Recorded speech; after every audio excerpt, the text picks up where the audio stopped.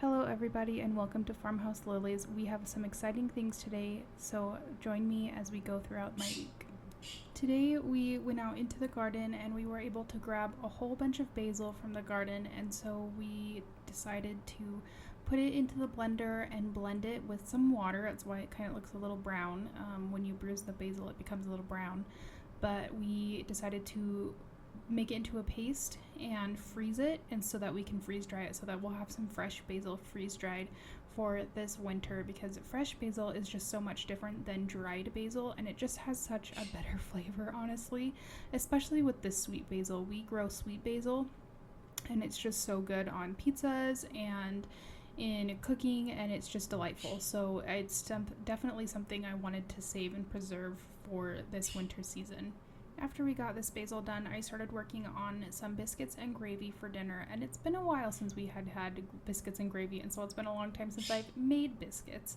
And I definitely learned some things. It's one of the first times I've made biscuits in the food processor, and I definitely overprocessed it in the food processor, so I definitely need to check out the recipe and watch it a little bit more, and watch my dough or the flour and the butter in the food processor a little bit more. And I think really where I messed up here is I blended the water a little bit too long with the flour and the butter mixture. I think that's where I kind of went wrong, but the biscuits actually turned out really well. They weren't like super flaky, but they were like nice and fluffy and everything, so they ended up working perfectly. And then I made my sausage gravy with a little bit of flour, and it ended up being really nice, and used a little bit of freeze-dried milk, which is what is in that. The white powder inside the mason jar is freeze-dried milk, so it's freeze-dried raw milk actually. So I just mixed it with some water and shook it. I tried stirring it at first and it just didn't incorporate really well, but if you shake it, it incorporates really well, and I was able to have fresh raw milk that I had freeze-dried last year in the biscuits and gravy for tonight's dinner, which was really nice and really yummy. So one really awesome thing that happened this week is we decided to expand our pantry with a cabinet in the kitchen, and it has made so much more room for me in the pantry and in this cabinet to have extra food, with all the extra food that I'm preserving this year. So it's been really great to have so far, and so I've been able to move a lot of things around and have more of like a canning and a food preserving area, and it's really nice because I've been able to separate my vegetables that have been preserved and my fruits that have been preserved, and then I have my tomato area and my chicken broth area, and so that's been really nice to have and to be able to organize. And it'll definitely evolve over the next years. I'm sure it will just continually evolve and just become better over time.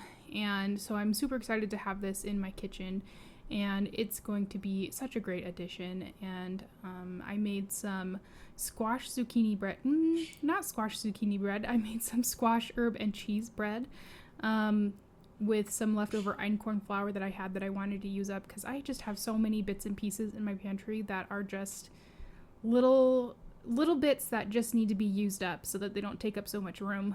And I was able to use that einkorn flour in this mixture, and it definitely made the mixture drier, so definitely need to work with einkorn flour a little bit more, but I was able to like thin it out with some water and be able to bake it, and it turned out pretty good. I wouldn't say I messed up. It would have been better if I had chosen to use all cheddar instead of so what we used is a Beecher's cheese, which we love Beecher's cheese. If you've ever had Beecher's cheese, it's phenomenal.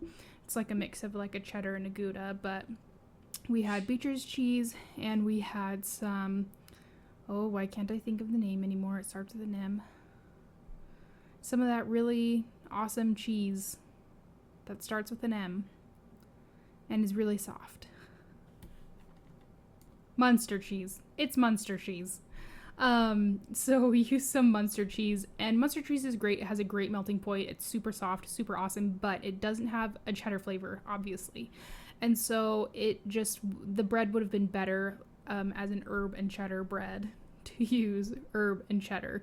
The Beecher's cheese, when you get those little pieces in there, it tastes great, but other than that, it just is like an herb squash bread, which is great, but it definitely needed some more cheddar in there.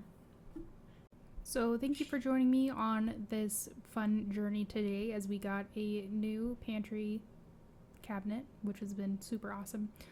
And we'll see you next week. Bye.